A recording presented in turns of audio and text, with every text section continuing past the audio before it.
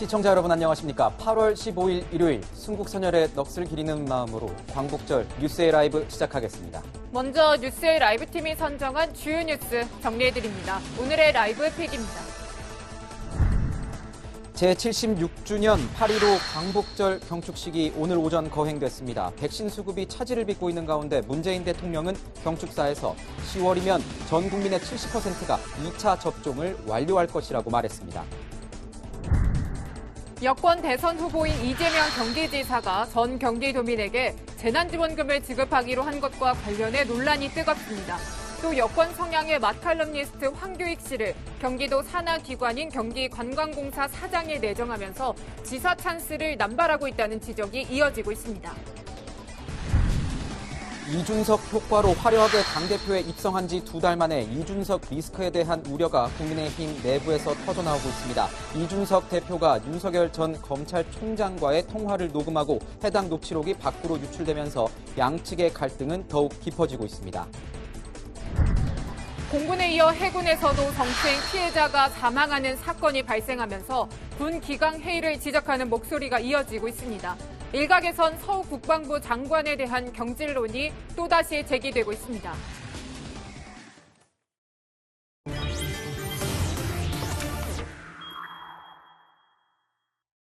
네, 뉴스 분석 함께할 세 분 소개합니다. 김관욱 계명대 교수, 장혜찬 시사평론가, 신성범 전 국회의원 나오셨습니다. 어서 오세요. 안녕하세요. 네, 오늘은 76주년 8.15 광복절입니다. 광복절 경축식 오늘 오전에 거행이 됐습니다. 문재인 대통령 경축사를 했습니다. 코로나19로 행사가 굉장히 무쳐 이렇게 축소해서 진행이 됐다고 하는데요. 평론가님, 170명 정도 참석했다 이렇게 설명을 하고 있습니다. 네, 그렇지만 올해는 그보다 더 줄여서 50명 안팎이 될 것으로 지금 예상한다는 보도도 나왔는데 그렇죠. 실제로 네. 이 장면을 보게 되면은 100명이 안 넘는 것 같아요. 훨씬 더 줄어든 규모로 이 광복절 행사가 진행이 된 것 같고요.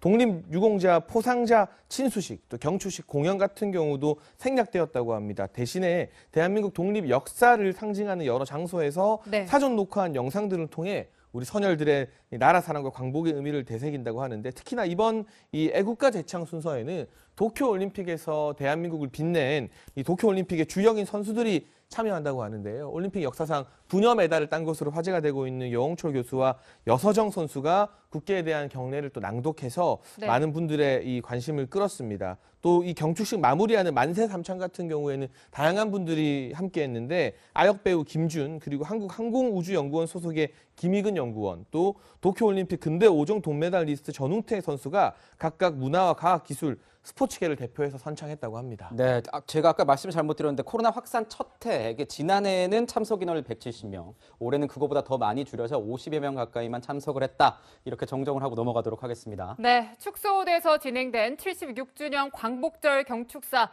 대통령 목소리 저희가 준비했습니다. 한번 같이 들어보시죠. 코로나 위기 역시 어느 선진국보다 안정적으로 극복하고 있습니다. 델타 변이 확산으로 인한 4차 유행도 반드시 이겨낼 것입니다. 백신 접종도 목표에 다가가고 있습니다. 10월이면 전 국민의 70%가 2차 접종까지 완료할 것이며 목표 접종률을 더욱 높일 것입니다. 네, 코로나 안정적으로 극복하고 있다라고 말을 했고요. 또 하나 10월까지 2차 접종 70% 정도까지는 도달할 수 있을 것이다라고 말을 했는데, 교수님 어떻게 이제 코로나 방역에 대한 부분을 강조해서 언급을 했더라고요. 어떻게 들으셨는지 궁금하네요. 그렇죠. 지금 이제 백신 수급이 조금 이제 불편함을 우리가 겪고 있잖아요. 그런 문제를 좀 어떻게 보면 이제 국민적 우려를 불식시키기 위해서 10월 말까지 2차 접종을 70%까지 완료하겠다라고 이제 대통령이 얘기한 것이고, 우리 또 이제 모더나 회사에 또 이제 한국의 대표단이 파견이 됐잖아요. 그래서 사과도 받고 충분한 어떤 공급량을 확보하는 그런 약속을 받아내고 왔습니다. 그래서 그러한 부분들이 잘 진행이 될 것이라는 그런 약속을 대통령이 하는 것이고, 사실은 그런 어떤 백신 허브국가, 그다음에 백신의 공급 이런 것도 중요하지만 문 대통령의 입장에서 이게 마지막 8.15 경축사거든요. 그래서 미래 한국의 어떤 비전, 우리가 해야 될 과제 이런 것들을 총 정리를 했다. 그래가지고 이제 뭐 정치, 경제, 뭐 문화, 뭐 이런 측면에서의 어떤 선진국 진입, 그리고 남북과의 어떤 통일 문제에서 한반도형을 하나를 이제 새로운 워딩을 이제 만들어냈죠. 그래서 그것에 대한 어떤 모델의 구체적인 안이 무엇인지 좀 궁금하긴 하는데 아마 그걸 구체화할 가능성이 있는 것이고요. 특히나 이제 이 8.15라고 얘기하면 일본과의 관계를 우리가 얘기 안 할 수가 없잖아요. 대화의 문은 네. 열려 있다. 그래서 이런 대화에 일본이 적극적으로 나서고 그렇다 그러면 한국은 그럴 의사가 분명히 있다는 것을 표현한 것인데 아쉽게도 지금 오늘 스가 총리가 이 전범이죠. 주요 전범이 합사된 그 이제 거기다가 공물을 야스쿠니 신사에 이제 공물을 네. 납입한 그것이 이제 알려졌어요. 이런 것은 어떻게 보면 우리의 어떤 대화의 의지하고는 조금 상반되는 그런 모습이 아닌가 하는 측면이 있는 거죠. 네, 방금도 이제 말씀을 해주셨는데 문재인 대통령이 광복절 경축사에서 이제 저희가 많이 주목하는 것은 한일 관계에 대해서 대통령이 어떤 생각을 가지고 있느냐가 될 것 같습니다. 올해는 이렇게 대통령이 말을 했습니다. 저희가 좀 정리를 해봤는데요. 바로잡아야 할 역사 문제. 자, 국제사회 보편적인 가치 기준에 맞는 행동 실천으로 해결해 나갈 것이다. 한일 지혜를 모아서 어려움을 함께 극복하고 이웃나라다운 협력의 모범을 보여주게 되길 바란다. 이렇게 얘기를 했습니다. 의원님 지금 보면은 대통령 2017년부터 했던 내용을 보면 저희가 지금 기억나는 건 2017년도에는 한일 미래 중시 역사 문제를 덮고 갈 수는 없다. 이렇게 얘기를 했었고 2018년도에는 이 친일의 역사는 결코 주류의 역사가 아니었다. 2019년도에는 이 동아시아, 이 불행을 주었던 과거를 성찰해야 된다. 이렇게 일본의 메시지를 던졌는데 올해 같은 경우에는 협력의 모범을 좀 보여달라. 좀 뉘앙스가 많이 낮춰졌다. 이렇게 생각이 듭니다. 이 어떤 의미가 있을까요? 대통령에게요. 우선 저도 유심히 봤습니다만 굉장히 진일보한 인식을 대통령께서 보여주고 계시더라고 생각해요. 지난번에 도쿄 올림픽도 사실상 저는 대통령께서 가셨으면 하는 바람을 갖고 있었는데 어차피 일본의 태도가 굉장히 우리 한국 문재인 대통령 측에 정치적 이득을 줄 수 없다 내지는 이런 시각에서 아마 잘 안 되는 바람에 못 가셨는데 오늘 대통령의 말씀을 듣고 저는 일본에 대한 것은 진일보였다. 특히 이 평가가 중요한 거예요. 국교 정상화 이후에 두 나라가 민주주의와 시장 경제라는 공통의 가치를 기반으로 분업과 협력을 통해 경제 성장을 함께 이룩했다는 이런 부분은 굉장히 진일보였다고 보이죠. 진일보로 하면 그래서 굉장히 일본과의 대결적 요소. 그러니까 다시 말해서 일본도 마찬가지로 우리도 사실 정치 지도자들이 가장 인기 있는 품목이 반일이에요.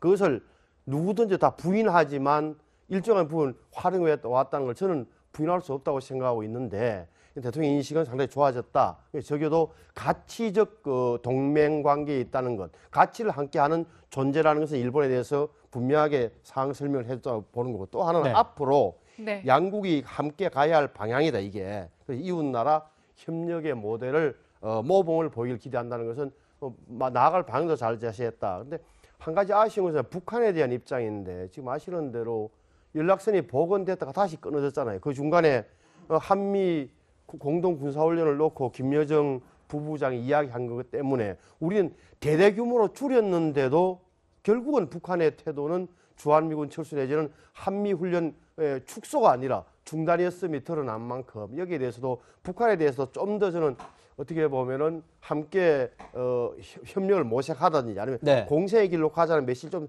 강하게 던졌어야 되는데 언론적인 측면에서 그쳤다는 게 약간 아쉬워요. 네, 답보 상태인 남북 관계가 답보 상태인 만큼 이렇게 이렇게 생명 공동체 일원으로서 북한도 함께 참여했으면 좋겠다 이런 식으로 얘기를 했는데 그거에 맞춰서 분석을 해주신 것 같습니다. 네, 오늘은 광복절이고 지금 내일까지 광복절 연휴입니다. 그런데 지금 이 시기가 코로나 확산에 있어서는 좀 중요한 고비다라는 얘기들이 많이 나오고요. 오늘도 확진자가 1,817명이 나왔습니다. 그런 가운데 이 도심에서 집회가 진행이 되고 있어서 좀 논란인데요. 관련한 영상 저희가 준비했습니다. 한번 같이 보시죠.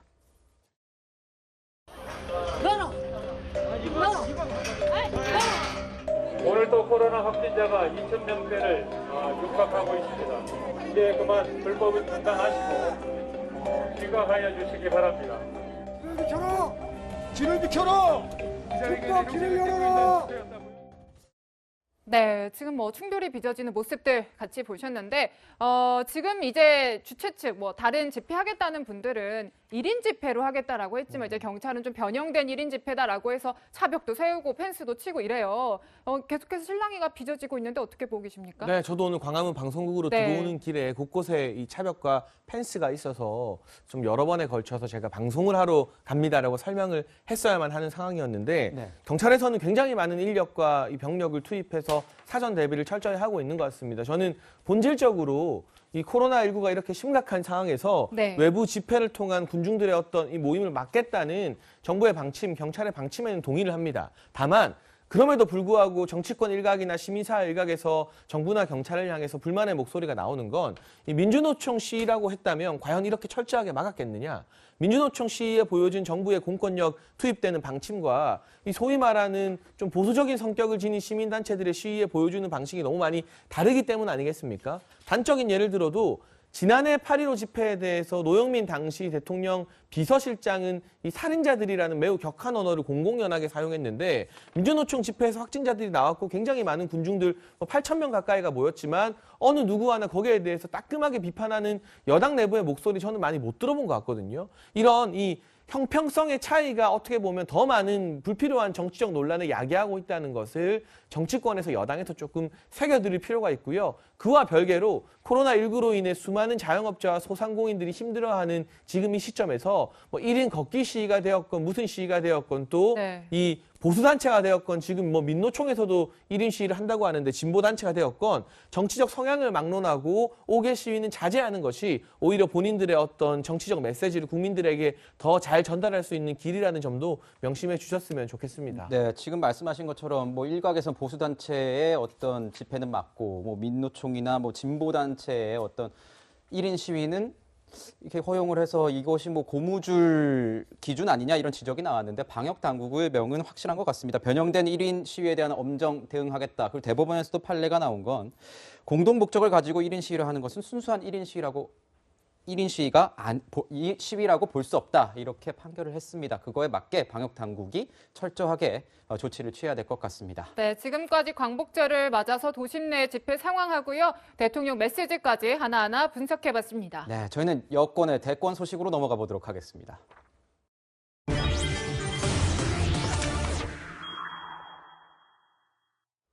네, 민주당이 여권의 대권 주자인 이재명 경기지사와 이낙연 전 대표가 주말을 맞아서 호남을 찾았습니다. 모습 보고 가겠습니다.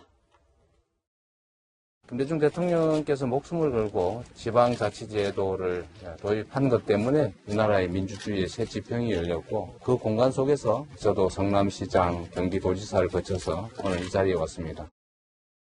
피해자에 대한 최대한 복구 노력, 재발 방지를 위한 제도 개선 이런 것들은 당연히 필요한 것입니다. 여러분 겪으신 고통을 다시는 누구도 겪지 않는 그런 대한민국이 되길 바랍니다. 네, 저희가 이제 주말마다 방송을 했는데 주말마다 민주당 후보들, 주자들이 거의 뭐 이렇게 앞서거니 뒤서거니 하면서 호남을 찾고 있는 모습이에요. 호남을 찾아서 이제 김대중 전 대통령의 어떤 12주기도 코앞에 와 있고 그래서 아마 이제 호남 민심을 챙기기 위해서 가는 것 아니냐 이런 분석들이 나오고 있는데 호남 표심에 대해서 어떻게 지금 지지층들, 그러니까 어떻게 반응을 보이고 있는지가 좀 궁금하네요. 그러니까 사실상 후보들의 입장에서는 호남을 이겨야 후보가 됩니다. 당 후보. 그리고 우리가 2002년 이 민주당 경선으로 돌아가 보면 그 당시에 사실 어떻게 보면 1.2% 정도뿐이 지지율이 없었던 노무현 당시 후보가 광주에서 대역전의 드라마를 만들어내죠. 그 힘으로 사실상 당 후보가 돼요. 그래서 호남에서 이기는 것이 가장 결정적인 장면이기 때문에 수시로 부인이든 본인이든 계속해서 호남으로 내려갈 수밖에 없는 이 장면이 여기에 있는 것인데 특히나 이번에 지지율의 변화가 좀 있었거든요. 그러니까 최근에 이낙연 후보의 어떤 지지율이 상승하면서 호남의 이재명 지사와 이낙연 후보의 어떤 지지율 격차가 상당폭 줄어들었었어요.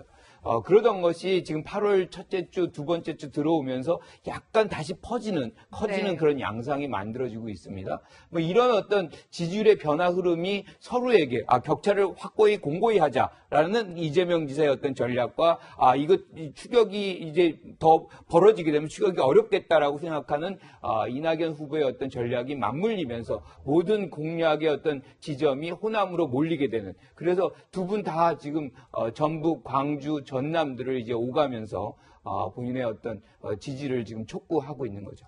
네, 지금 뭐 이 지사는 호남을 공략하는 동시에 경기도에서는 재난지원금 카드를 꺼내들었습니다. 재난지원금을 100% 지급하겠다고 한 거예요. 사실 정부에서는 앞서서 88%만 이번에는 지급을 하자라고 이제 발표를 했는데 그보다 12% 더 준다는 거잖아요, 의원님. 네. 좀 논란이 많아요. 아니, 그러니까 정확하게 말하면은 다른 시도의 주민들은 88%까지, 그러니까 상위 12%는 못 받는데 경기도에 사시는 소득 상위 12%, 좀 부자분들도 경기도에 사신다는 이유로 한 1인당 25만 원씩을 받게 된 거죠. 저래 되면 문제가 뭐냐 하면, 물론 그럼 충청도, 경상도, 전라도는 어떻게 하느냐. 그분들은 이재명 지사는, 이재명 후보는 다른 데도 그 풀으면 해라 이런 투인데, 예를 들어서 경기도만 하더라도 그냥 여력이 있어서 되는 거예요. 그 여력이라 하면 초과 세수잖아요. 지방세가 많이 들어왔다는 거예요. 네. 그 지방세가 많이 들어온 이유는 이재명 지사가 선정을 베풀고 뭐 이렇게 지도력이 뛰어나서가 아니라 수도권이기 때문에 큰 기업들이 다 경기도, 서울에 몰려 있다 보니까 저 지리적 위치 때문에 된 거예요. 근데 그 덕분으로 이제 자기가 어떻게 보면 이 경선을 앞두고 개인적으로 과단력 있고 실행력 있는 정치 지도의 모습을 구사하는데 완벽하게 활용됐다고 저는 보는 거죠. 네, 방금 말씀하셨는데 뭐 지도력 때문이 아니다 이렇게 뭐 단정적으로 말씀하실 사안은 아니었고 종합적 말씀해 주신 것처럼 저는 저렇게 제 눈에 네, 그렇게 보인다. 네, 종합적으로 이렇게 세수와 관련된 부분에는 종합적인 여러 영향들이 있지 않을까 그렇게 생각을 하고요. 자, 보면은 방금 말씀해 주신 것처럼 이 형평성 문제, 시도 간의 형평성 문제에 대해서 이재명 지사가 이런 발언을 해서 논란이 또 됐습니다. 어떤 발언인지 들어보도록 하겠습니다. 아프리카 어느 나라에는 국가재난지원금을 지급하지 않는데 왜 우리나라만 지급하느냐, 왜 너네 나라만 지급하느냐와 비슷하다고 생각하시면 되겠습니다. 잠깐만요. 매표행위 얘기했는데 그럼 정부도 매표행위를 하는 겁니까? 문제 제기 자체가 적절치 않은 것 같습니다. 네. 이 발언 어떻게 보셨습니까? 평론가님, 보면 다른 시도가 재정 자립도가 낮은 다른 시도에 대해서 아프리카라고 이렇게 비유한 것이 아니냐라는 논란이 제기되고 있습니다. 어떻게 정치 지도자의 언어에서 더군다나 국가 지도자, 경기도의 지도자를 넘어서서 대한민국 전체를 아우르는 지도자가 되시겠다는 분이 경기도와 다른 도, 다른 자치단체의 어떤 이 차별성 문제에 대해서 질의를 하는 기자들에게 아프리카와 다른 나라 비교하는 것과 같다고 비유를 하시는 건, 그럼 경상도는 아프리카입니까? 호남이나 전라도, 충청도는 아프리카인 건가요? 재정 자립도가 낮은 다른 자치단체들이 정말 그 광역자치단체들의 이 도지사나 시장들도 왜 안 주고 싶겠습니까? 다만 이 정부와 여당, 야당 어렵게 합의한 이 큰 대원칙을 지키기 위한 이유가 첫 번째가 있을 것이고, 모든 지자체가 이 판교를 품고 있는 경기도처럼 재정 자립도나 어떤 세수 부분에서 넉넉하지 못한 형편이기 때문에 피치 못하게 못 주는 부분도 있을 겁니다. 그러면 이재명 지사는 가능한 저자세로 나갔어야 돼요. 우리가 다른 지자체보다 뭐 세수가 조금 이번에 여유가 있어서 지원을 하지만 이러한 것들이 다른 지역민들의 마음에 상처가 안 됐으면 좋겠다. 이렇게 말하면 사실 이재명 지사에 대해서 정치적으로 더 이상 시비거리를 찾기가 힘든 문제인데, 여기에 대해서도 이재명 지사가 지금 이 경선 국면에서 지나치게 좀 과민하게 내가 밀려선 안 된다, 지면 안 된다는 인식 때문인지, 아니 아프리카랑 비교를 해버리게 되면 다른 지역 주민들 같은 경우는 안 그래도 경기도와 뭔가 차별을 느끼는 것 같은데 아프리카라는 단어 때문에, 물론 아프리카가 나쁜 뜻은 아닙니다만 맥락상 기분이 더 나쁠 수밖에 없잖아요. 이게 어떻게 대한민국 전체의 통합에 도움이 되는 발언이겠습니까? 경기도 지사 이전에 대선에 나온 예비 후보라면 대한민국 전체의 통합과 화합에 대해서 생각하셔야 된다는 말씀을 좀 강하게 드리고 싶고, 그 부분에 대해서는 민주당의 다른 대선 후보들이 또 아주 엄하게 질책을 하고 있는 것 같습니다. 네. 네, 그러니까 다른 민주당의 후보들, 그중에서도 정세균 후보 측에서는요, 문재인 정부 정책에 대한 반역이다, 반역이라는 표현을 썼어요. 그러니까 정부는 88%까지만 주기로 했는데 이 지사는 100% 주기로 했기 때문인데 이 표현에 대해서 이제 윤희숙 의원이 어느 시대에 사는 거냐라고 맞받아쳤어요. 사실 앞서서도 민주당에서는 뭐 적통, 뭐 적자, 서자 이런 좀 지금 시대에서는 쓰지 않는 표현들이 여러 나오긴 했었거든요. 그 정부에서 정한 바대로 하지 않고 왜 12%를 더 줘서 100% 네. 다 주느냐. 이것이 정부의 어떤 정책과 차이가 나는 거니까 반역이다. 이제 그 단어 자체는 사실은 뭐 지금 윤희숙 의원이 얘기한 그런 부분이 맞죠. 네.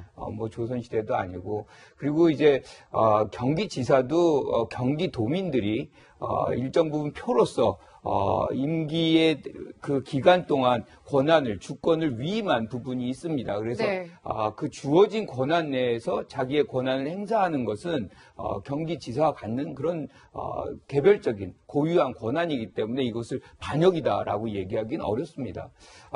그럼에도 불구하고 이제 이런 얘기가 나오는 데에는 지금 본인들이 줄 수 없는 부분들을 경기도민에게 이제 주고 있기 때문에 매표행위다 이렇게 얘기하는데 사실 매표행위라 그러면 표의 득이 와야 되거든요. 네. 그런데 대통령 후보는 사실 전국에서 다 표를 얻어야 돼요. 그런데 지금 사실상 보면 12%, 경기도민의 12%한테만 돈을 추가적으로 주는 것이기 때문에 표를 얻는다 그래도 그분들한테만 얻는 거거든요. 그럼 다른 분들을 다 잃는 거예요. 그렇게 계산한다 그러면 손해가 나는 거거든요. 그런 사실상 행태는 선거 국면에서 유리하지 않는 거죠. 그럼에도 불구하고 이재명 지사가 지금 이걸 하는 것은 일종의 본인의 도정 철학이 그 안에 네. 담겨 있고 정책 기조가 그랬다. 그러니까 과거에는 선별적 지급을 계속했는데 지금 이 시점에 와가지고 보편적 지급을 하고 12%까지 챙긴다. 그러면 이거 선거 활용하려고 하는구나라는 그런 의혹을 충분히 받을만 하지만 이 지사 같은 경우는 과거부터 보편적 지급이에요. 그러니까 성남시장 때도 이제 무상 교복을 줍니다. 그래서 모든 학생들에게는 네. 어떤 이 소득에 편차 없이 그냥 다 지급을 했거든요. 그러니까 그런 어떤 정치 철학을 갖고 있기 때문에 이런 것들이 벌어지는 것이지 이걸 표를 사기 위한 것은 아니다. 오히려 손해나는 것이다라고 볼 수 있는 거죠. 이게 표의 어떤 유불리를 떠나서 모든 이슈, 그러니까 여권에서 제기될 수 있는 지금 현재 최근의 이슈를 끌어당겨 온 것만은 맞는 것 같습니다. 저희도 이 문제를 준조적으로 다루고 있으니까요. 자, 저는 궁금한 게 이런 겁니다. 청와대 입장에서는 조금 반응이 나올 수밖에 없을 것 같은데 얘기를 안 하고 있습니다, 의원님. 왜냐하면 지금 88% 주기로 돼 있는 건데 100% 주기로 한 건 다른 이제 노선으로 가겠다는 건 맞아요. 청와대 입장에서는 말을 안 하고 있는 거, 정치적 중립성 지키고 있기 때문입니까? 아니, 문재인 대통령이나 청와대 입장에서 보면 굉장히 언짢고 기분 나쁘지만 공개적으로 말을 못하는 거죠. 왜 그러냐? 이재명 지사의 의혹을 가만히 보십시오. 굉장히 사안마다 문재인 대통령이 묘하게 끌고 들어가. 예를 들어서 이 부분도 전도민 지원금 문제에 대해서도 문재인 대통령께서도 중앙정부 지원 정책과 별도로 지방정부가 자체로 지원하는 거 얼마든지 할 수 있다고 말씀하신 바 있습니다라고 해버렸잖아요. 그러니까 그건 또 사실이란 말이에요. 그때 문재인 대통령의 취지는 보편 지급을 이야기하는 게 아니라 어려운 계층에 조금씩 더 주는 것은 좋다 이런 취지였을 건데 이것을 문재인 대통령이 끌어들였죠. 그런데 또 뒤에 보면은 앞에 보면은 그럼 정부가 매표행위를 하는 것입니까? 그럼 이 문재인 정부도 매표행위를 했다는 말입니까? 이렇게 하는 것. 그러니까 사안별로 조금씩 문재인 대통령을 어떻게 보면 이제 앞세워서 방어막을 치는 이런 묘한 어법을 구사하고 있다. 그래서 대통령 입장에서 보면은 뭐라 그럴까? 좀 뭔가 불편한데 그래서 공개적으로 말을 못하는 경지까지로 저는 정치로 몰고 가고 있다고 봐요. 네, 이건 의원님의 개인적인 분석이라고 말씀을 좀 드리겠고 또 이렇게 하나 더 추가로 말씀을 드리면 해당 발언은 문재인 대통령의 발언은 올해 1월에 있었던 신년 기자회견에서 나온 발언을 아마 이렇게 가져고 와서 이재명 지사가 말을 한 것으로 보고 있습니다. 네, 이 지사의 이런 행보에 대해서는 야권에서는 더 거세게 비판이 중점적으로 나오고 있습니다. 윤석열 전 총장 측에서는요, 지사 찬스 내려놓고 도청 캠프 해체해라 이렇게 말을 했고요. 또 원희룡 전 제주지사 같은 경우에는 지사 찬스 중독 이재명 매표용 빚잔치 끝내라 이렇게까지 비판을 했습니다. 이런 가운데 또 하나 논란이 되고 있는 부분이 있습니다. 그러니까 경기도 산하의 관광공사의 황교익 맛칼럼니스트를 사장으로 내정해서 논란이 되고 있는 겁니다. 관련 영상 저희가 준비했습니다. 그 문재인 지지자들 중에 금들 지지자들이 있어요. 문재인과는 약간의 뭐 갈등 관계에 있었던 사람이 이런 사람들에 대해서 우호적으로 보는 순간 난도질을 해요. 이재명 경기지사가 어마어마한 공격을 당할 때 특히 이제 뭐 형수한테 욕설 하고 하는 왜 욕을 했지? 뭐 이러면서 저도 막 자료를 막 뒤져봤어요. 그랬더니 빈민의 그 삶이잖아요.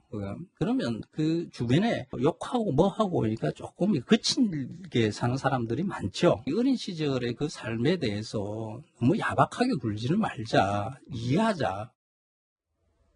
네, 그러니까 경기도 관광공사 사장에 내정된 황교익 맛칼럼니스트의 최근 발언, 이재명 지사에 대해서 들었는데 내용이 이런 거죠. 그러니까 논란이 과거부터 쭉 되고 있는 어떤 형수, 욕설 이 부분에 대해서는 이해를 한다라는 취지로 발언을 했고 그러니까 일각에서는 이거 보은성 인사 아니냐 이렇게 얘기를 하고 있거든요. 어떻게 보십니까? 이게 사실은 경기도의 관광공사 사장이라고 하면 뭐 연봉이 1억 5천이다, 1억 4천이다 이게 중요한 게 아니라 어마어마한 액수의 예산을 집행하는 굉장히 중요한 공공기관입니다. 각 광역자치단체의 관광공사가 사실은 알짜 공기업이라는 평가가 자자하거든요. 그런데 황교익 씨 같은 경우는 뭐 맛칼럼니스트이자 음식평론가로는 많이 알려져 있지만 관광이라는 부분에 있어서 직접 정책적인 집행을 해본 경험이 있느냐, 그러한 어떤 경력이 있느냐에 대해서 자격 요건 시비가 붙을 수밖에 없어요. 그런데 공교롭게도 최근에 방송이나 본인의 SNS 등을 통해서 이재명 지사를 변호해주는, 이재명 지사를 적극 옹호해주는 활동을 굉장히 많이 해왔던 게 첫 번째 지점이고 네. 두 번째는 경기도에서 기존의 이 관광공사 자격 요건을 완화해줬다는 겁니다. 네. 이 자격 요건을 완화해주지 않고 학력이나 경력 등의 어떤 요건을 그대로 지키는 인사였다면 사실 황교익 씨가 임명됐을 때 뭐 내정이 되었을 때 논란은 있었겠지만 지금처럼 큰 비판은 없었을 것 같습니다. 물론 임명권자와 어느 정도 이 정책 철학을 공유하는 사람들이 저는 임명될 수 있다는데 동의하거든요. 반대하지 않아요. 일종의 코드 인사에 대해서. 그런데 문제는 마치 황교익 씨를 위한 것처럼 자격 요건, 경력 요건 등이 다 완화가 되었다는 거죠. 그렇다면 이 관광 정책 경력이 거의 없는 황교익 씨가 공사 사장이 되었을 때 경기도의 관광 정책이나 앞으로 관광 사업 등이 제대로 진행될 수 있느냐에 대해서 그렇지 못하게 될 경우 그 피해는 고스란히 경기도의 관광업에 종사하는 자영업자들이 다 볼 수밖에 없는 측면입니다. 왜 도청에서 갑자기 자격 요건을 완화해 준 것인지, 황교익 맞춤형 자격 요건 완화가 아닌지에 대해서 경기도 관계자나 도지사의 적절한 해명이 필요할 것 같습니다. 네, 경기관광공사 같은 경우에는 지난달 19일에 경기관광공사 사장에 대한 공개 모집 공지를 냈고 거기에 따라서 이제 채용이 되고 있다라는 이런 입장인 것 같은데요. 방금 말씀해 주신 것처럼 또 하나 문제가 되고 있는 것은 이 경력 조건에 대한 사항이 갑자기 바뀌었다. 이런 논란이 일고 있는 겁니다. 자, 박사학위 소지자는 관련 분야 경력 5년 이상, 일정 기간 근무한 교수, 공무원, 기업 임원급. 이게 좀 약간 깐깐했던 3년 전에 어떤 이 자격이 최근엔 두루뭉술한 게 바뀐 것 아니냐. 그러면서 이낙연 후보의 캠프 측에서도 이게 혹시 황교익 씨를 위한 어떤 맞춤형 공부 아니냐 이렇게 또 지적을 하고 있습니다. 어떻게 보면 이런 논란이 선거에 지금 이재명 지사가 출마를 했기 때문에 이렇게 되는 거지.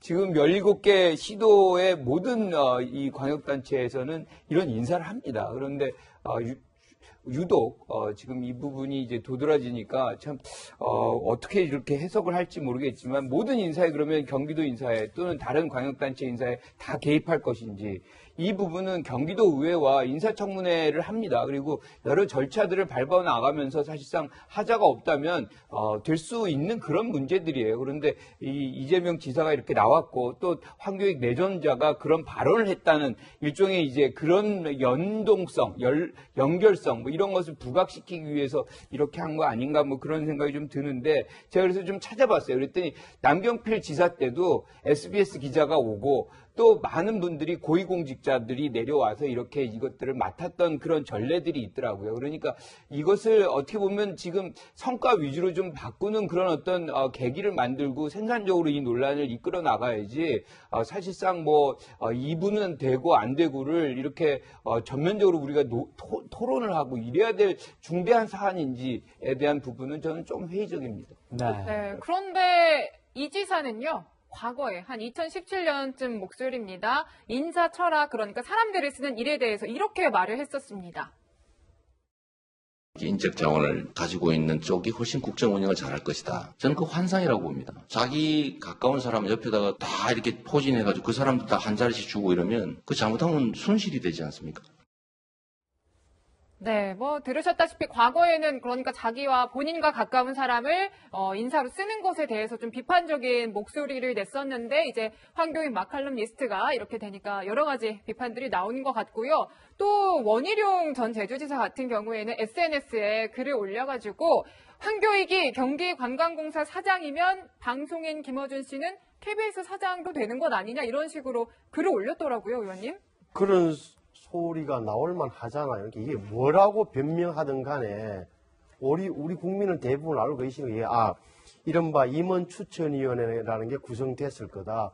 형식적 요건은 다 갖췄을 거 아닙니까? 이거 보니까 안 그래도 언론 보도 보니까 원래 경기공사 관광공사 사장이 8명이 지원해서 4명이 면접 심사 받고 3명이 통과했고 그중에 1명을 선정했는데 그게 황교익 씨다.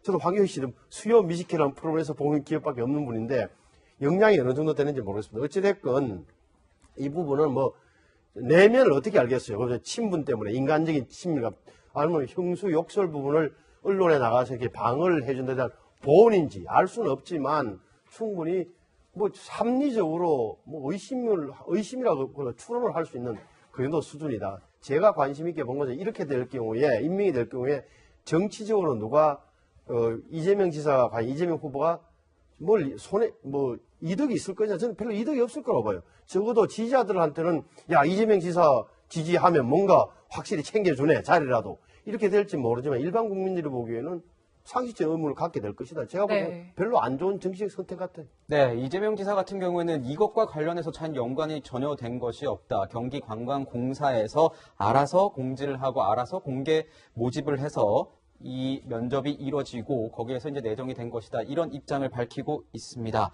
자, 이런 상황에서요. 또 다른 후보의 말을 한번 살펴볼까 합니다. 송영길 민주당 대표 같은 경우에는 이런 말을 했었죠. 조국의 강을 건넜다. 이렇게 평가를 했었는데 오늘 조국의 강을 건넌 건지 안 건넌 건지 약간 이렇게 애매한 상황에 있어서 좀 소개를 해드릴 것 같아가지고요. 보면 이런 겁니다. 추미애 전 법무부 장관이 매체와 인터뷰를 했는데 조국 전 장관의 이야기를 소환을 했습니다. 조국을 묻어두자고 하면 뭐하러 정치하고 뭐하러 촛불광장에 나왔던 거냐. 안중근 사형 집행을 당했는데 안중근 의사가 일본에 의해서 사형 집행을 당했는데 그러면 일본 지배를 받아들이고 협조하자는 거냐? 그것과 이 조국 관련된 얘기가 똑같은 것 아니냐? 이렇게 얘기를 하고 있습니다. 제가 좀 여쭤보고 싶은 게 있어요, 평론가님. 추미애 전 장관 같은 경우에는 안중근 의사와 어떻게 자이든 타이든 엮이는 경우가 굉장히 많더라고요. 그 전에 보니까 이 박성중 원내대변인이 지난해 추미애 전 장관의 아들 군복무 특혜 의혹을 얘기하면서 이런 얘기를 했어요. 나라를 위해 몸을 바치는 것이 군인의 본분, 위국 헌신 군인 본분. 이런 안중근 의사의 자세에 의해서 아들이 몸소 힘들지만 군에 복무했다. 이렇게 해서 안중근에 한번 나왔고. 또 예전에는 또 이 국민면접, 예비경사에서 면접 앞두고 의사 안중근은 그 일본 형사에 대해서 이렇게 평가한다고 하다면 나는 테러리스트가 되는 거 아니겠냐 하면서 본인을 안중근 의사와 동일시하는 모습을 보였단 말입니다. 어떤 의미가 있는 겁니까? 그때 박성준 대변인이 사과했었죠, 아마. 제 기억으로는 유감을 표명했던 것으로 알고 있는데 이번에 또다시 안중근 의사를 거론하면서 조국 전 장관과 대치시켜서 비유를 했습니다. 이건 안중근 지사를 흠모하고 기리는 많은 분들이 명예훼손으로 소송이라도 해야 될 거 아닐까 싶어요. 이 정도면. 사실 이게 처음이 아니에요. 추미애 전 장관 같은 경우는 광복회로부터 최재형 상을 수상하면서 네. 이 최재형 선생님의 유족분들 또 이 독립기념 사업을 하시는 분들에 의해서 굉장히 강한 반발을 사기도 했던 전례가 있습니다.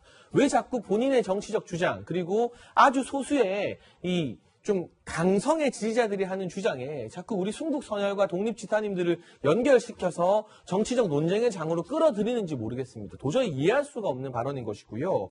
네, 안중근 의사께서 표창장 위조했나요? 사모펀드 투자하면서 부당하게 본인의 사익을 추구했나요? 그런 적 없지 않으시잖아요. 그런데 왜 조국을 묻는 게 안중근 사형 집행했는데 뭐 일본 집에 받아들이고 협조하자는 이야기랑 똑같다고 말씀을 하시는지 모르겠고, 이해찬 전 대표나 송영길 대표가 나름으로는 굉장히 어려운 정치적 결단을 통해서 이 조국의 강을 건너기 위해 사과를 했거든요. 네. 물론 그 사과가 부적절하다, 부족하다고 보는 분들도 상당히 많습니다만, 그런데 민주당 경선에서 제가 몇 개월 전부터 이야기했지만 이 두 대표의 사과로 가름되지 않을 거다.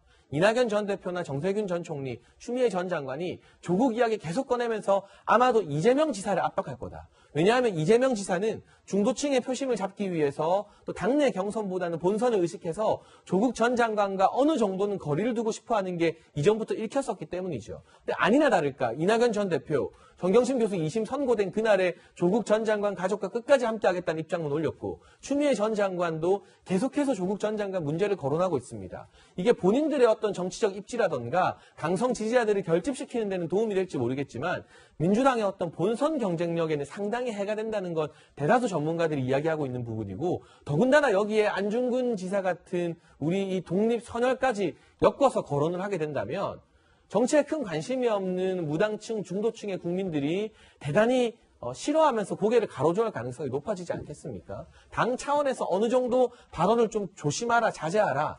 적어도 모든 국민의 존경을 받는 독립지사 영웅들과는 이 조국 전 장관을 연결해서 말하지 말라고 네. 물밑에서라도 조치가 필요하지 않을까 싶습니다. 네, 저희가 뭐 추미애 전 장관의 어떤 의견을 듣지 않았기 때문에 뭐 반론을 듣기가 좀 힘든 상황입니다. 다만 표현의 자유가 있기 때문에 본인을 안중근 의사에 빗댈 수는 있습니다. 저희가 다룬 내용은 정치권에서 이것에 대한 이 표현에 대한 논란이 있었기 때문에 다뤘다는 점 말씀드리고, 또 말씀하시면서 그런 의미는 아니겠지만 명예훼손 소송이라도 해야 되는 건 아니에요 말씀해 주셨지만 당연히 안 하시겠지만 혹시 개인적인 의견으로 하고 표현상의 문제로 가고 저희가 정정하고 넘어가도록 하겠습니다. 네, 지금까지 재난지원금 하고요. 황교익의 사장 내정으로 다시 불거지는 이재명 지사의 지사 찬스 논란 하나하나 분석해봤습니다. 네, 여권 소식 알아봤으니까 이번에 야권 소식 알아봐야겠죠. 넘어가도록 하겠습니다.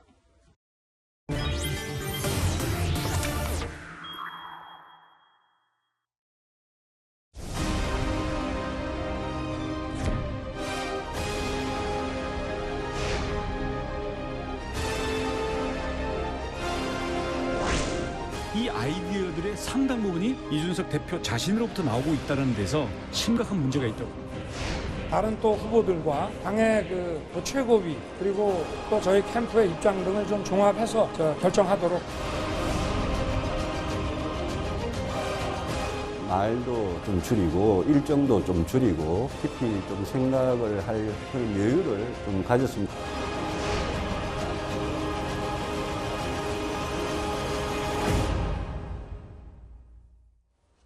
네, 오늘 야권 소식입니다. 야권 소식 앞에서 저희가 만든 영상처럼 잠시 뒤에 이제 이준석 대표와 관련된 여러 가지 이야기를 나눠볼까 하는데요.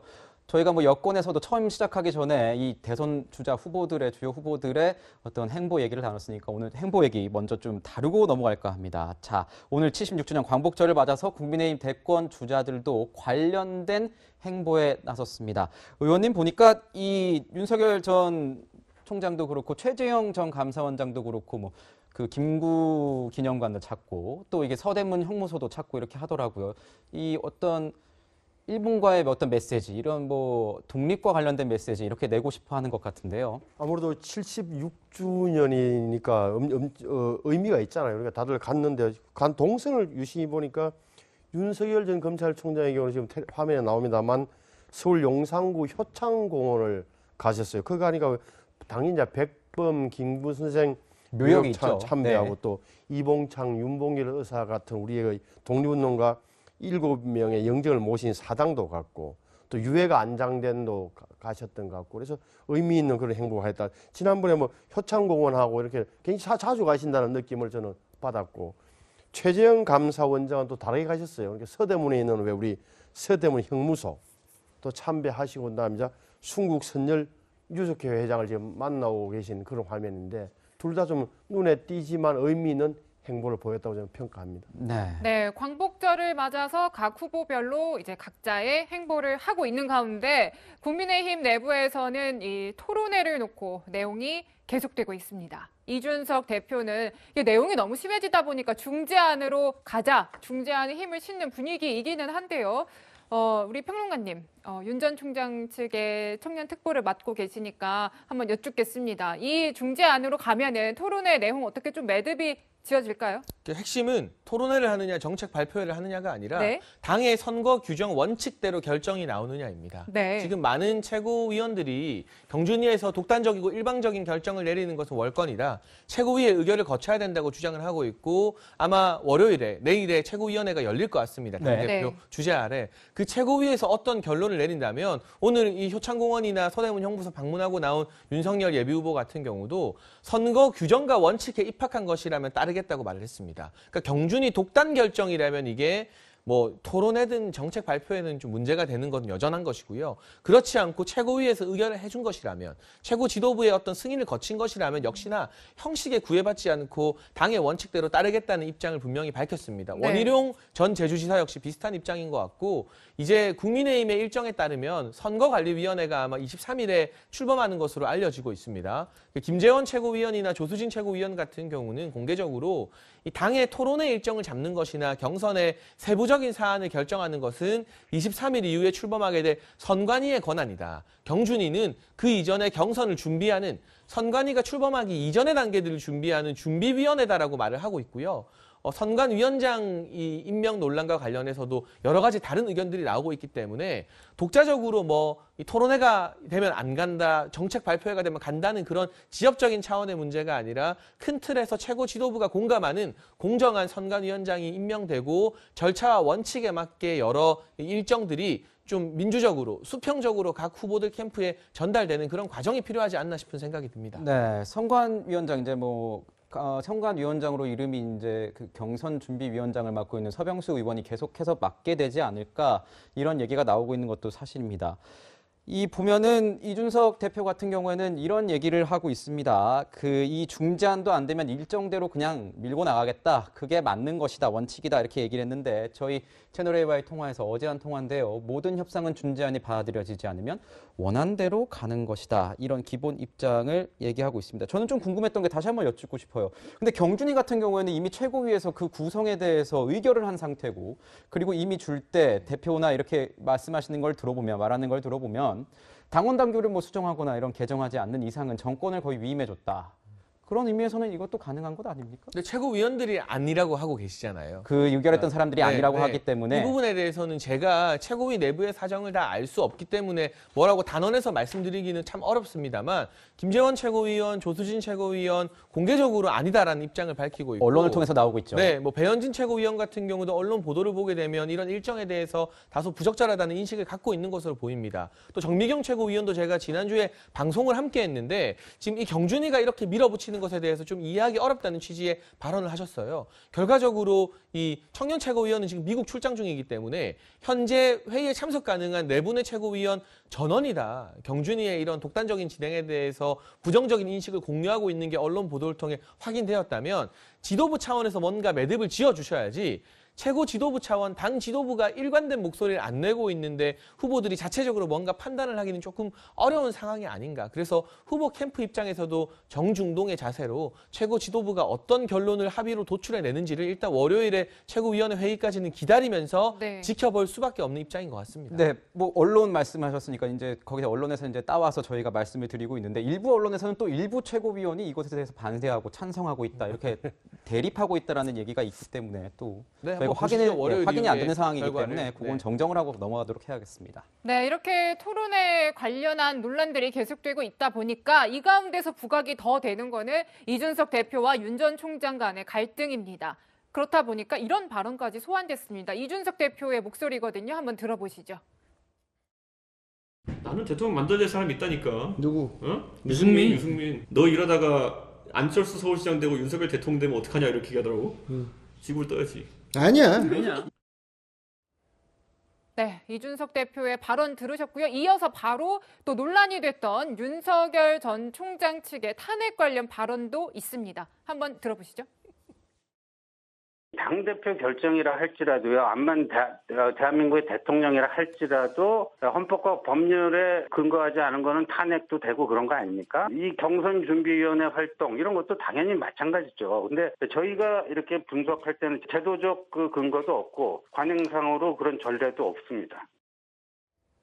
네, 그러니까 당 대표에 대한 탄핵 관련 발언이 며칠 전에 나와서 굉장히 논란이 됐고 이거를 수습하는 과정에서 이제 윤 전 총장과 이 대표가 통화를 해서 화합하자, 통합하자 이런 얘기를 나눴다고 했었는데 이때 이 통화가 어떤 녹취의 형태가 됐고 또 녹취록이 작성돼서 유출됐다는 이런 이야기가 흘러나와서 지금 상당히 논란이 되고 있어요. 이 부분 좀 확인이 필요한 부분이에요. 네. 왜냐하면 이준석 대표 같은 경우는 네. 녹취록이 없다. 오늘 아침에 조금 전에 녹취한 입장을 적이 밝혔습니다. 없다. 뭐 이렇게 그러니까요. 얘기를 하는데 또 이제 녹취록이 있고 뭐 이것이 유출이 됐다. 뭐 이런 얘기가 또 상반되는 얘기가 지금 존재하기 때문에 네. 이건 확인을 해봐야 돼요. 그런데 이제 우리가 조건부로 얘기를 한다면 만약에 이것을 녹취한 것이 있다 그러면 이거는 일파만파 진짜 이준석 대표의 대표직이 위태로운 지경까지 갈 수도 있겠다. 그러면 지금 이준석 대표가 통화한 사람들은 자동 녹음이 된다는 거 아니에요? 그럼 모든 대화를 나눈 전화 통화한 사람의 대화는 다 녹음됐다라고 가정할 수가 있는 거예요. 네. 그러면 누가 이렇게 허심탄회한 얘기를 이준석 대표하고 할 수 있겠습니까? 이거는 비단 이제 윤석열 전 총장과의 어떤 대화 녹취뿐만 아니라 자동 녹음이라는 어떤 이런 부분이 가동이 된다고 한다 그러면 이거는 이 젊은 세대의 어떤 정치 행태 우리가 기대했던 어떤 새로운 정치의 모습과는 굉장히 사실 다른 어떻게 보면 가장 구태적이고 많이 쓰는 이거 불법은 아닙니다. 왜냐하면 자기가 녹음하는 것을 이제 대화하는 걸 녹음할 수 있는 권리는 있어요. 하지만 그를 동의를 안 구했기 때문에 통화한 상대는 뭐 엄청나게 불쾌할 수 있는 것이고 그 분을 믿을 수 있겠습니까? 그래서 이 부분은 명확한 사실관계가 이제 두드러져 나와야 되는 것이고 만약에 그것이 사실이라고 한다면 이준석 대표는 상당한 정치적 타격을 피하기 어려울 것이다 이렇게 봅니다. 네, 저희 다시 한번 봐야 될 것 같습니다. 이준석 대표가 본인의 SNS를 통해서 이 녹취록 유출과 관련된 의혹과 관련된 얘기를 나눴는데요. 그 부분 다시 한번 보면 이준석 국민의힘 대표 같은 경우에는 자, 이 내용 없었다. 그러니까 녹취 파일 자체가 없어서 녹취록이 없다. 이런 입장인 겁니다. 그런데 이제 모 매체 이것을 이제 언론에 이제 보도한 매체에 따르면 이준석 국민의힘 대표 측 관계자가 이렇게 얘기를 했다는 겁니다. 이 대표가 사용하는 휴대폰에 자동 녹음 기능이 있어서 녹음이 된 것이다. 실무진 실수로 밖으로 흘러나가게 된 것. 약간 이준석 대표가 말하고 있는 내용과 이 실무진이 언론에 해명한 내용이 달라서 이 진실게임 양상으로 좀 가야 될 수밖에 없는 측면인 것 같은데요. 의원님은 이런 논란 어떻게 보셨습니까? 저도 처음 보는 것 같아요, 이런 논란. 우선 저도 이제 깜짝 놀란 게 젊은 기자들이 다 녹음을 하더라고요. 아니, 젊은 기자들이 다 녹음한다는 거는 너무 좀 그래서 대부분의 기자들이 저는 옛날에 쓰고 이랬는데 네, 저도 씁니다. 그리고 아마 이준석 대표 핸드폰에 아마 자동 녹음 기능이 돼 있다니까 모르겠어요. 근데 우선 저는 뭐 이런 것은 좀 자동 녹음 기능을 빨리 꺼야 되겠다. 꺼라 말씀을 드리고 싶고 그럼 무슨 내용이 녹음됐을까 본다면 방금 나왔습니다만 12일 날 윤석열 전 총장이 자기한테 이준석 대표한테 전화해서 했던 내용을 SNS에 또 바로 올렸잖아요. 뭐 직접 통화해서 캠프 내 관계자들을 엄중히 문책했고 그러니까 탄핵 발언한 신지호 정무실장을 포함해서 탄핵 캠프 관계자를 문책했고 정치권에서는 아무 이야기나 하는 사람이 있으니 이해해달라고 말씀하셨다. 자기도 그러면 앞으로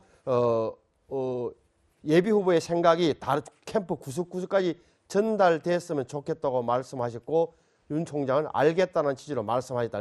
이것 외에 딴 게 있는지는 잘 모르겠어요. 숨기고 있는 게. 근데 저는 그런 의미에서 내용이 큰 문제가 없다면은 이것은 이준석 대표의 평소 잘못된 습관 때문이다. 이렇게 보는 게 맞고 자동 기능을 빨리 끄라는 주문을 하고 싶고 방금 논의되고 있는 이 토론의 문제가 그래서 제 생각은 이렇습니다. 그러니까 이게 이준석 대표가 결정한 게 아니라 경준위에서 다른 후보들이 그런 시간을 달라고 해서 한 것은 맞다. 그러니까 이준석 발 토론회가 아니라는 부분을 좀 명확히 하고, 그다음에 서병수 경준 위원장이 말씀하셨습니다만 이것은 사실은 이게 뭐 후보 등록 전에 왜 하냐는 소리 할 수 있겠지만 당 지도부나 경준의 입장에서는 그나마 지금 민주당이 진행되고 있기 때문에 다른 후보들도 한번 띄워보자, 우리 당도 올려보자는 저는 선한 의도에서 시작됐다고 봐요. 그걸 못할 것도 아니고. 그렇다면 지금 남는 것은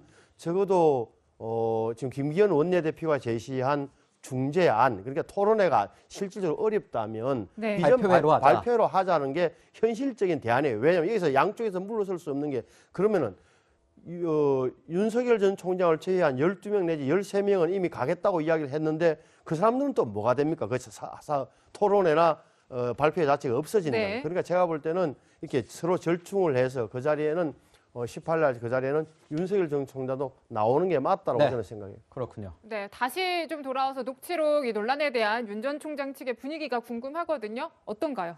일단은 당혹스럽다 정도로 표현을 해야 될 것 같습니다. 당혹스럽다요? 저희도 이제 언론 보도를 통해서 어제 저녁 시간에 이 사실을 알게 되었는데, 또 오늘 오전에 방금 전에 이준석 대표의 해명이 나왔기 때문에 여기에 대한 사실관계가 조금 명확히 규명되는 게 먼저일 것 같고, 그렇습니다. 일단은 언론 보도를 통해서 이 당 대표 측 관계자가 했던 말과 오늘 대표 본인이 하신 말씀이 다르기 때문에 여기에 대한 어떤 명확한 해명이 언론에서부터 있어야 될 것 같습니다. 최초 보도를 한 언론사가 이제 뭐 SBS나 또 다른 언론사들인 것으로 알려지고 있는데, 어떤 관계자들의 말을 인용한 것인지, 왜 대표의 해명과 다른지 이 부분에 대해서 진실 규명을 하는 것은 언론의 책임이다라는 생각이 우선 들고요. 일단 어쨌거나 이런 논란이 불거진 것 자체가 상당히 당혹스러운 일이고, 또 이 모든 정치 행위가 저는 동떨어진 것이 아니라 국민의 상식 눈높이에서 이루어져야 된다고 보는데, 꼭 정치인이나 뭐 당대표 대선 주자와의 통화가 아니더라도 우리가 일반적인 인간관계, 사적인 관계에서도 사람 사이의 통화를 자기도 모르게 실수로 녹취는 할 수 있다고 쳐도 그걸 뭐 제3자에게 정리하게 하거나 외부로 유출시키지는 않잖아요. 제가 그랬다는 말씀을 드린 게 아니라, 만약 그런 의혹이 불거졌다면 그 자체가 어떤 국민의 상식성과는 조금 맞지 않는 측면이 있기 때문에 매우 당혹스럽고 좀 우려스럽게 이 사건의 사실관계가 어떻게 정리되는지를 또 한편으로는 차분하게 지켜볼 수밖에 없다는 말씀을 드려야겠습니다. 네, 저도 뭐 이 내용을 이준석 대표가 말하기 전에 저도 이 내용을 이제 보고 다른 당직자에게 이제 어떤 상황인 것이냐 이제 물어봤는데, 이 당직자 같은 경우에는 이 사안 자체가 정말 만약에 유출된 사람이 있다면 정말 이게 당이 어떻게 되고 있는 것 같냐, 이 기강이 잡혀 있지 않다는 어떤 이런 아주 날쌘 비판도 했었습니다. 어떤 내용이 있는지는 이 진실 게임 공방이 돼버렸으니까요. 저희가 좀 파악을 해서 추후에 보도해드리도록 하겠습니다. 자, 이준석 대표의 어떤 리스크라고 할까요? 이준석 효과로 당대표가 됐는데 2달 만에 이준석 리스크가 부각되는 모습입니다.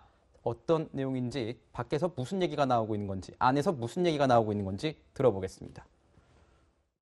이준석 대표의 개인적 철학이에요. 토론 배틀 철학이 있어요. 대표의 개인적인 철학이 경준을 통해서 하다 보니까 캠프들하고 충돌을 좀 일으키는 거고요.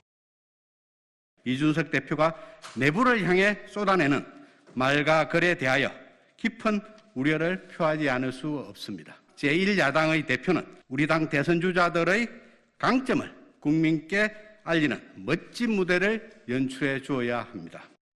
이게 장 내외에서 이렇게 여러 비판들이 나오다 보니까 이런 얘기도 나옵니다. 이 대표에게 우군이 없다, 이런 얘기까지 나오면서 이준석 대표의 어떤 리스크에 대해서 정말 이게 심각한 상황 아니냐, 이런 얘기가 나와서 어제 저희가 통화를 해봤더니 이런 얘기를 했어요. 시간은 내 편이다. 윤 전 총장 측과 갈등도 원칙을 가지고 가면 문제없다, 이렇게 얘기했습니다. 이준석 대표의 리스크 문제 없는 겁니까? 문제가 지금 있는 것이죠. 지금 일파만파 뭐 이준석 대표 등장과 더불어서 여러 가지 논란거리가 등장을 하고 있는데, 사실은 이건 우리가 좀 예상된 부분이에요. 전당대회 때 이런 어떻게 보면 이제 경선 관리의 어떤 차원에서 대표를 뽑는 것이 맞다라는 얘기들이 굉장히 많았거든요. 나경원, 주호영 후보들이 있었습니다. 그럼에도 불구하고 이준석 대표를 당선시켰어요. 당원들과 지지자들이. 그러면 여기서 바랬던 건 뭐냐면 변화거든요. 국민들은 국민의힘의 변화를 원했던 것이고, 그 힘으로써 지금 지지율도 많이 올라간 것도 사실이에요. 그런데 30대 중후반의 당 대표가 원래 했던 대로 관리형으로 그렇게 머물 것이다라고 생각했던 것 자체가 사실은 오류라고 생각을 해요. 그래서 지금 와가지고 이준석이 잘못하고 있다 이렇게 얘기하는 것보다는 그런 것들을 예상을 하고 네. 서로 더 이제 뭐 어떻게 보면 경험 많은 중진들이 있지 않습니까? 같이 얘기를 하고 해서 네. 이렇게 원만하게 좀 풀어나가는 노력들을 해야지 젊은 당대표를 이렇게 밀어붙인다, 모은다. 그래가지고 이 윤석열 후보의 어떤 입장만을 부각시킨다. 이거는 또 다른 어떤 부정적 효과를 나올 수가 있다는 것을 좀 알 필요가 있는 거죠. 네. 네. 지금까지 새롭게 불거진 녹취록 논란 중심으로 국민의힘 내용을 분석해봤습니다.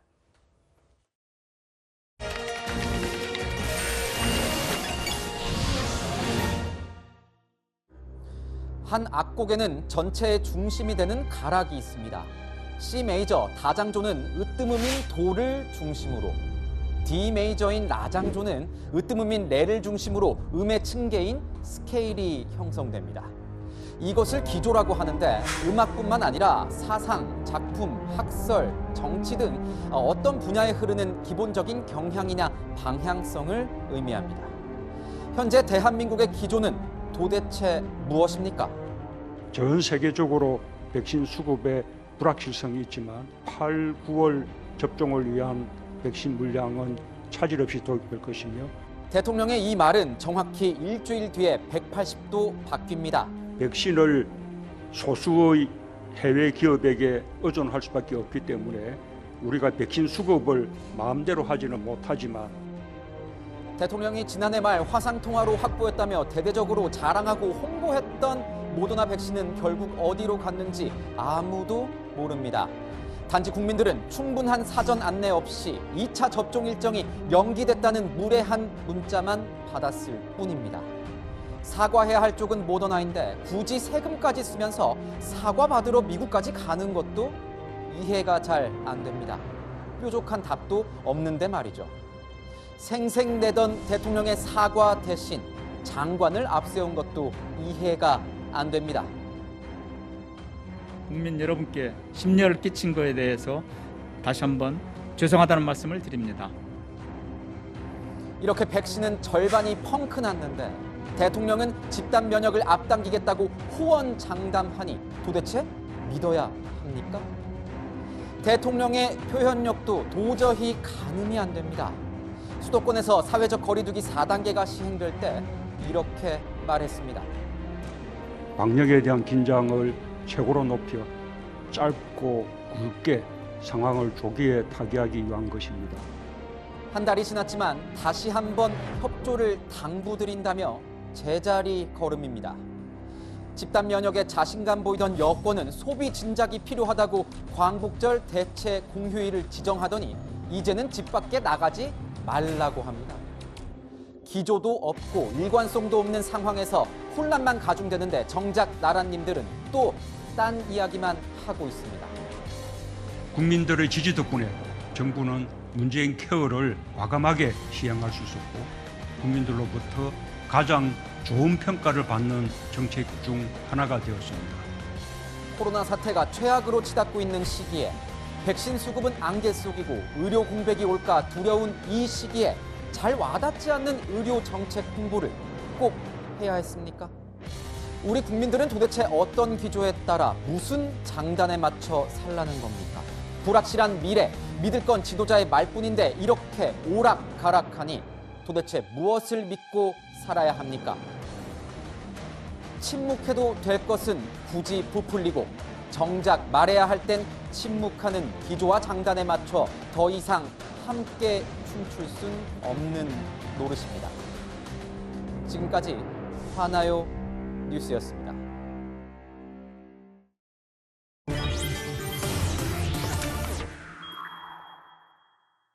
네, 저희가 뭐 정치권 뉴스만 좀 다뤄볼까 하다가 오늘 이 얘기는 꼭 다루어야 될 것 같아서 경각심을 주자는 차원에서 저희가 짧게라도 다루고 가겠습니다. 상관으로부터 성추행을 당했다고 신고한 해군 소속의 여성 중사가 12일 오후 부대 숙소에서 사망 상태로 발견이 됐습니다. 자, 공군에 이어서 해군에서도 똑같은 일이 벌어진 겁니다. 무슨 사건인가요? 설명 좀 해주시죠. 일단 이 해군 중사가 같은 부대에 이 상사로부터 성추행을 당했다고 신고를 했습니다. 최초 신고한 게 5월 27일인데 그때까지만 해도 이 중사는 본인의 피해 사실이 외부로 알려지는 것을 원치 않았어요. 네. 그런데 문제는 최초 신고 이후로 제대로 된 분리 조치가 이어지지 않고 2달 넘게 가해자와 같은 부대에서 계속 병영 생활을 할 수밖에 없었던 것으로 알려지고 있고 네. 그 과정에서 사실을 아는 다른 사람들이 이 피해자를 술자리에 불러내서 또 술 시중을 들라 말이 이런 됩니까? 식의 말도 안 되는 2차 가해를 지속했다는 거죠. 결과적으로 8월 7일에 부대장에게 피해 사실을 알리면서 사건 정식 접수를 요청했는데 이 5월 27일부터 8월 7일 사이에 정말 피해자가 겪기 힘든 수많은 2차 가해와 제대로 된 어떤 이 피해자를 보호하는 조치들이 이루어지지 않았기 때문에 문제가 또 발발한 거 아니겠습니까? 결과적으로는 공군과 비슷한 사건 양상이 또다시 해군에서도 일어나서 더 많은 국민들의 공분을 사고 있습니다. 네, 말씀 방금 해주셨다시피 피해자가 원하지 않았다면서 가해자와 제대로 된 분리조차 한동안 이뤄지지 않았습니다. 그런데 가해자 직속 상관이 피해자 사망 이틀 만에 구속이 됐습니다. 교수님. 사실 지금까지 피해자 중심의 어떤 조치를 취할 수 있었는데 어떻게 보면 좀 방관했다라는 걸 시인하는 꼴이 되는 거 아닙니까? 그렇죠. 그러니까 조치를 사실 진즉에 할 수 있는 거를 네. 지금까지 계속 미뤄왔다는 비판을 모면하기 어렵습니다. 지금 70여일을 사실상 보고가 안 됐다는 거는 네. 지휘 체계가 사실상 마비되고 작동하지 않는다는 것이거든요. 그러니까 내부적으로 이런 문제가 발생을 하면 계속 덮고 이렇게 뭐 조속한 어떤 조치들을 계속 미뤄왔던 것이 관례처럼 되었다는 것이 지금의 장면에서도 보여주고 지난 공군 사건에서도 보여주고 계속적으로 반복적으로 나타나고 있는 거예요. 그러니까 내부적으로는 이런 문제가 사실상 해결이 안 되고 이런 것이 계속 발생된다는 것을 확인하는 거거든요. 그래서 저는 이 부분에 관해서는 성 문제, 성폭력 이 문제 관련해서는 군 내부에 맡길 일이 아니다. 완전히 외부위원회, 여기에 어떤 연관성이 없는 외부위원회를 구성해서 모든 조치들이 검사든 뭐 판결이든 그쪽에서 이루어져야만 이런 문제들이 조속히 처리될 수 있겠다 이렇게 봅니다. 네, 군 지휘부, 수뇌부 서욱 장관 또다시 고개를 숙였습니다. 취임 11개월 됐는데 7번이나 고개를 숙였습니다. 군 지휘관다운 모습 대신에 사과하는 이 머리통만 보여지는 것 같습니다.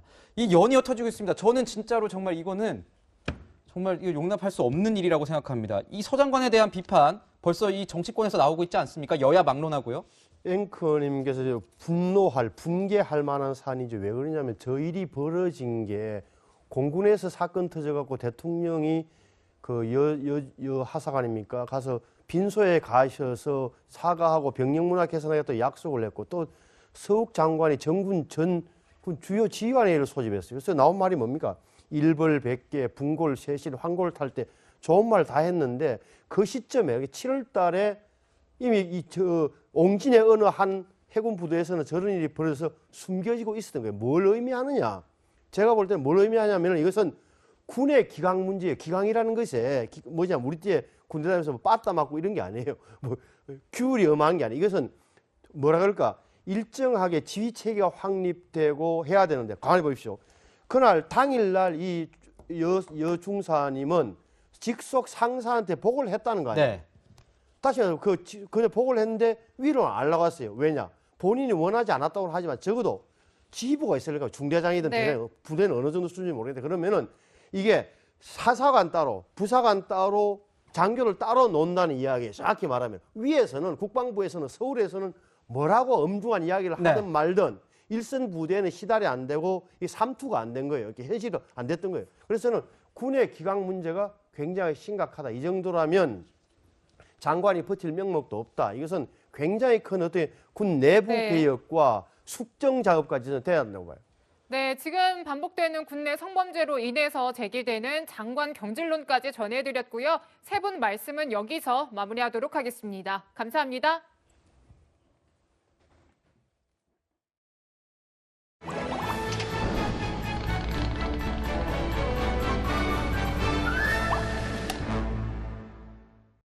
네, 오랜만에 신의 한 수 시작합니다. 이현영 기자와 함께합니다.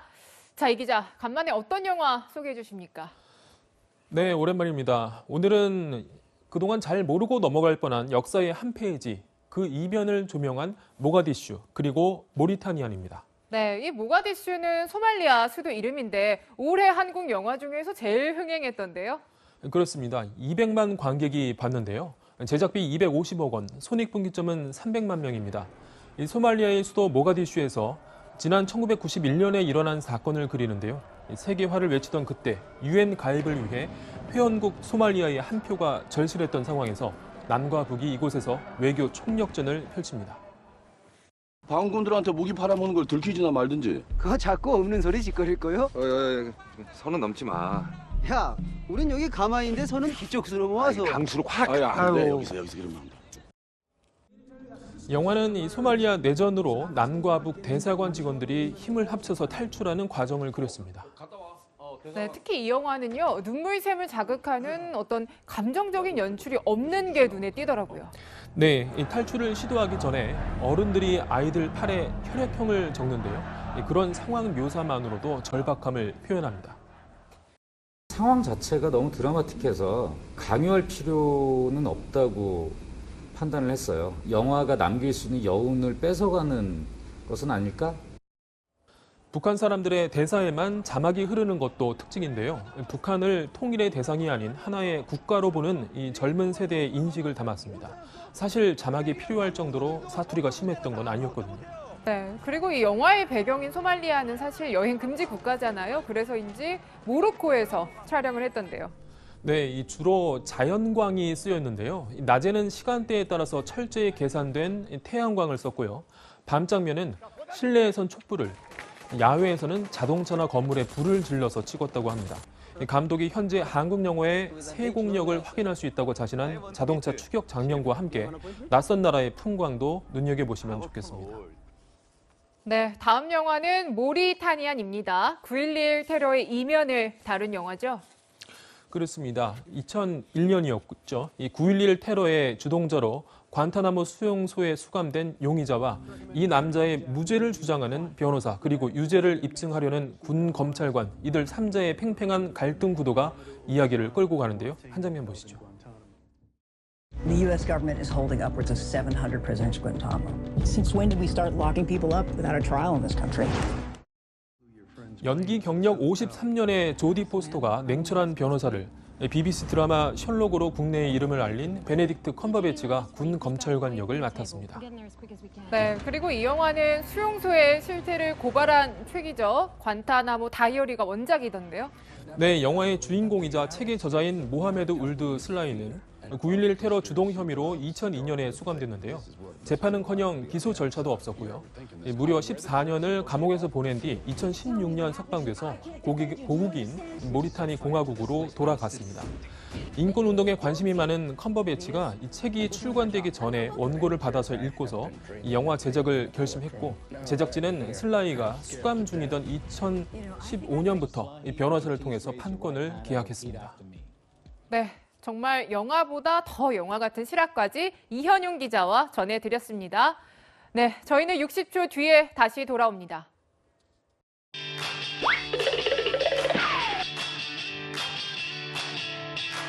여러분의 일주일을 앞서갑니다. 이번 주의 뉴스만큼은 꼭 알아야 된다. 저희가 미리 뽑아봤습니다. 주요 뉴스를 미리 보는 시간이죠. 앞으로 뉴스입니다. 소상공인들을 위해 4조 2천억 원 규모의 5차 재난지원금이 이번 주 화요일부터 지급됩니다. 지난해 8월 16일부터 올해 7월 6일 사이 집합금지나 영업 제한 조치를 받은 업종과 경영위기 업종, 소기업, 소상공인 178만 명이 대상이고 최대 2천만 원까지 받을 수 있습니다. 네, 월성원전 1호기 경제성 평가 조작 의혹과 관련해 백운규 전 산업통상자원부 장관에게 배임죄를 적용할지 여부를 판단하는 수사심의위원회가 이번 주 수요일 열립니다. 같은 날 자녀 입시 비리 관련 항소심에서도 유죄를 받은 조국 전 장관의 부인 정경심 동양대 교수의 딸 조민수의 부산대 대학원 입학 취소 여부도 결정됩니다. 요즘 보니까 아침, 저녁으로는 선선한데 그래도 여전히 낮엔 더워요. 어떻습니까, 오늘은? 네, 서울 낮 기온 32도입니다. 어제보다 더 덥겠고요. 대전 32도, 광주 31도로 서쪽 지방은 더위가 여전합니다. 그리고 전국에 구름이 많이 끼는 날씨인데요. 일부 지역엔 소나기 소식도 있습니다. 네, 어디에 소나기가 오는 겁니까? 네, 수도권 남부하고요. 충청, 전라도입니다. 오늘 오후부터 저녁 사이에 5에서 40mm의 소나기가 예상됩니다. 네, 외출할 때 우산 꼭 챙겨야겠네요. 내리겠네요. 이번 주 날씨도 알려주시죠. 네, 대체 공휴일이 있는 내일도 전국에 구름이 낀 가운데 동해안과 제주도에는 오후까지 비가 내리겠고요. 강원 내륙에는 소나기가 오는 곳도 있겠습니다. 또한 다가오는 주말부터 다음 주까지는 전국적으로 비가 내릴 전망입니다. 네, 저희가 준비한 소식은 여기까지입니다. 일요일엔 뉴스에이 라이브입니다. 네, 시청해주셔서 감사합니다. Mr. Blue Sky, please tell us why you